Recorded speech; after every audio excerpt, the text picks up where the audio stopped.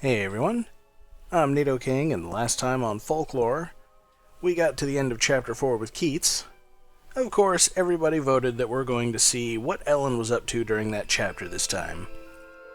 Now, when we last left Ellen, she'd been shown a letter by Mrs. Lester that said that Cecilia was dead, which we all know not to be true. In fact, we the audience now know that Ellen is Cecilia all grown up. She's going to find that out during this chapter.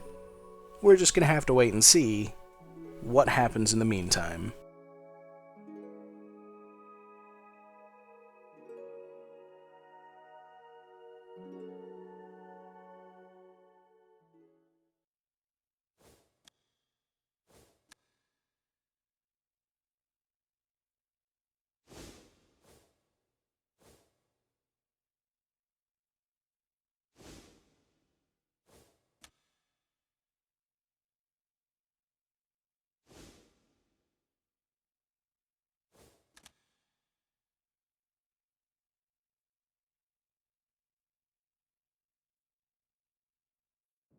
Well, no surprises there, I think.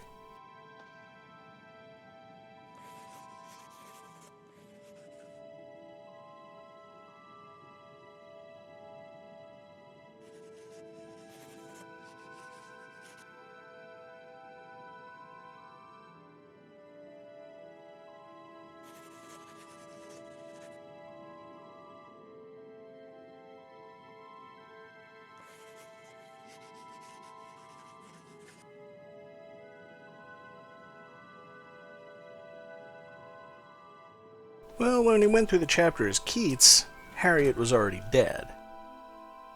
So, hopefully this is at least earlier in the day. But of course, I'm going to avoid Harriet, and... oh, Mr. O'Connell's not in his usual place.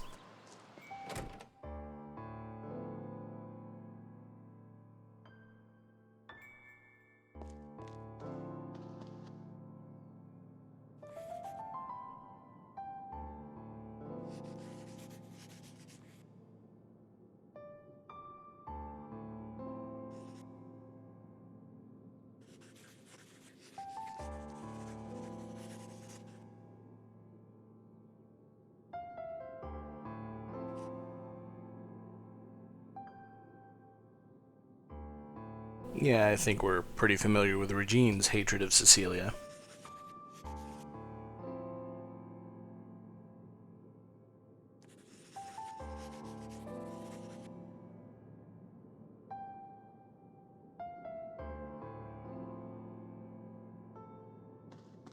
And the game, of course, reminds us about as heavy-handedly as possible.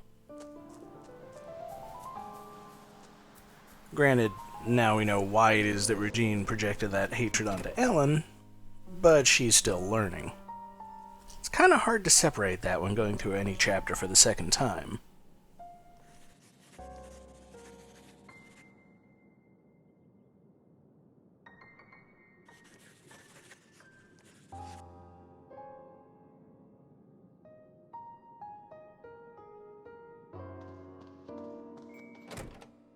Yeah, we heard her story that she was looking to the fairies in order to cure her aging and possibly whatever accident left her in a wheelchair.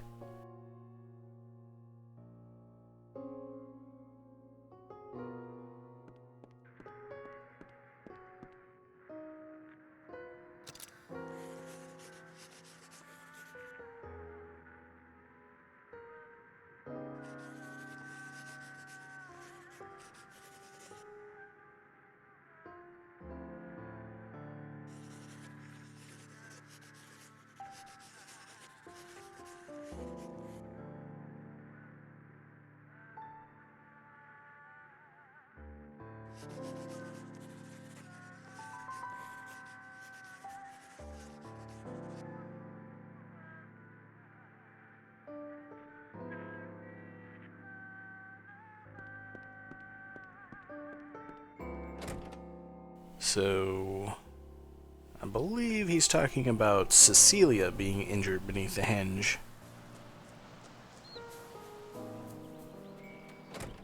We've seen a picture of her covered in blood. Or rather, I guess that wasn't in the picture, and that was what made it so suspicious.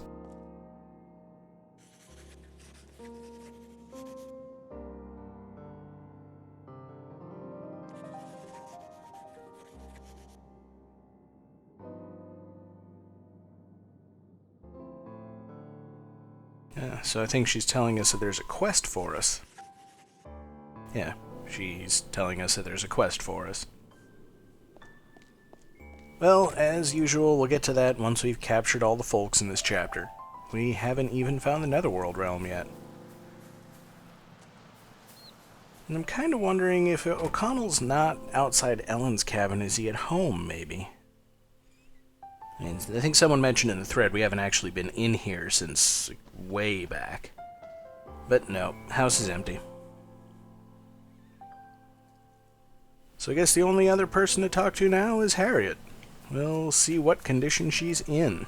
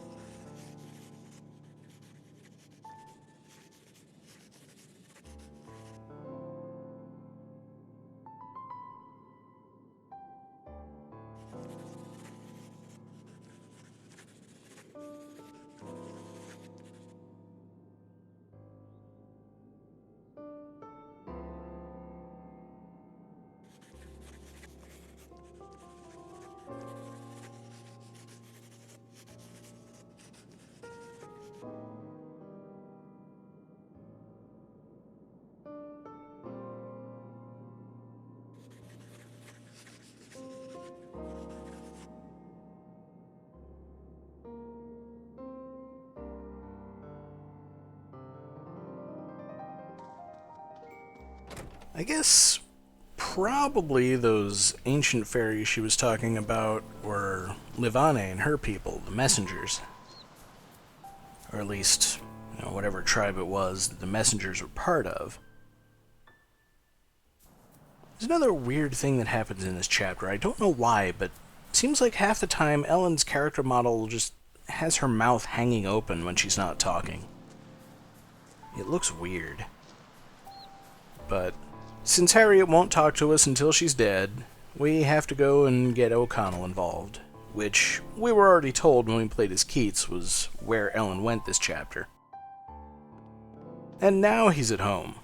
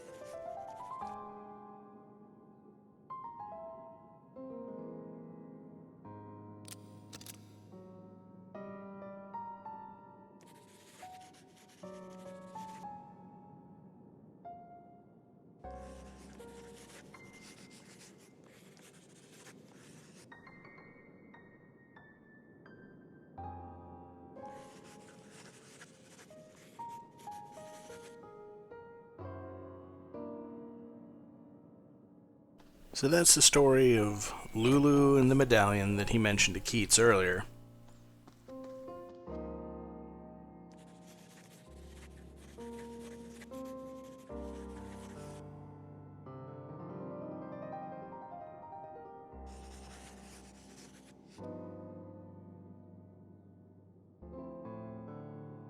Pardon the skipping around. As usual, I went around the village and talked to everyone, but there was very little that anyone had to say of interest.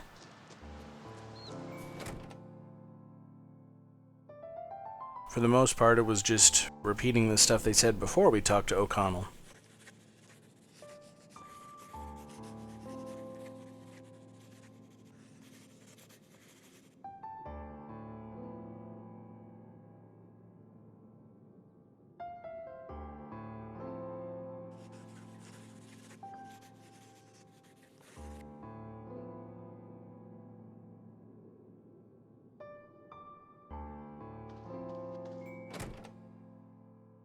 And that's the last we'll ever see of her.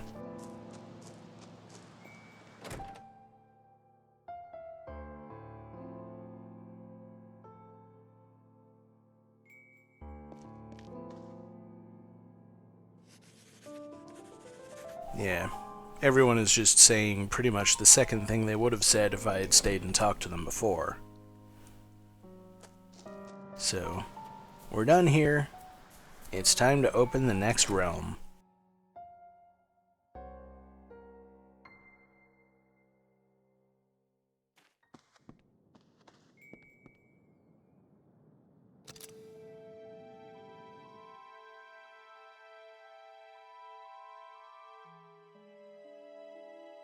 I always keep hoping that she'll say something like, "Good night," or "I'm exhausted," when I'm actually going to keep that take in, but she pretty rarely does.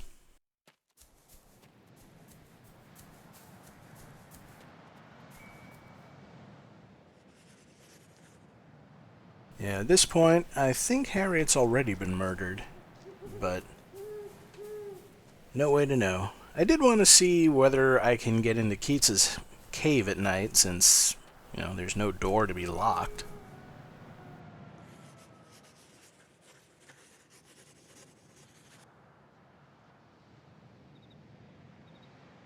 But no, we can't go in there. Just plain can't. Should stop in and say hello to the Half-Lives while I'm out here, but we'll get around to them in a bit.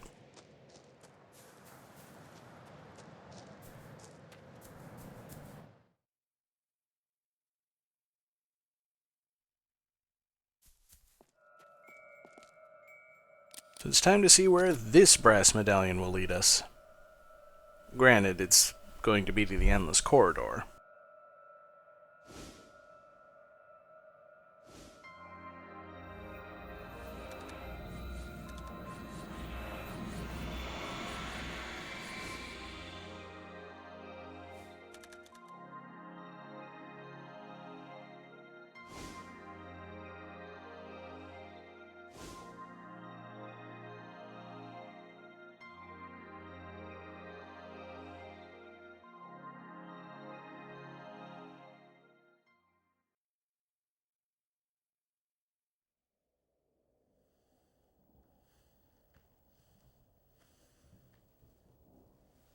If only she hadn't come to this village, she wouldn't have lost her life.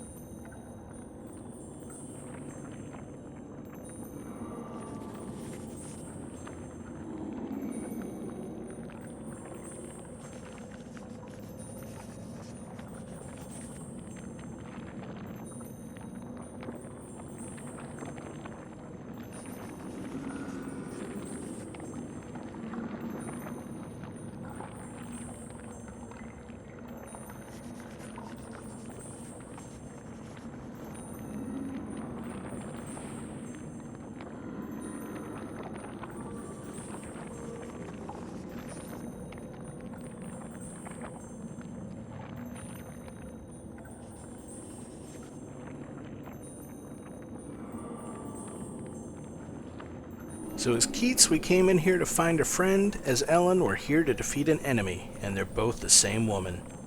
But we'll do that next time.